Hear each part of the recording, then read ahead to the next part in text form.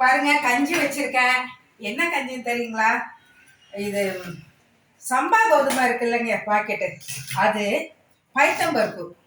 நல்ல பைத்தம்பருப்பு வறுத்துட்டு ஒரு டம்ளர் இது சம்பா கோதுமைன்னா கால் டம்ளர் போட்டால் கூட போதும். பைத்தம்பருப்பு நல்லா வறுத்துட்டு ரெண்டையும் போட்டு நல்லா குக்கரில் இது போல பாருங்க, நல்லா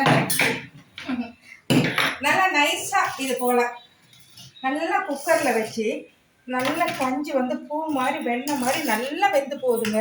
இதுக்கு காம்பினேஷன் கீரை சுண்டல் இது போல் வச்சுக்கிட்டு காலை உணவை நம்மெல்லாம் சாப்பிட வச்சுக்கலாம் சகோதரிகளை. நல்லா இருக்கும், ஹெல்த்து உடம்புக்கு. நம்ம இட்லி தோசை சப்பாத்தின்னு இப்படி டெய்லி போட்டு சாப்பிட்றத விட இப்படி ஒரு கஞ்சி வச்சு ஒரு நாளைக்கு ஒரு வேளை சாப்பிடும்போது ரொம்ப டேஸ்டாகவும் மனமாகவும் இருக்கும். அதுக்கு கீரை சுண்டல் இது போல வச்சுக்கிட்டு சாப்பிடலாம் சகோதரிகளே.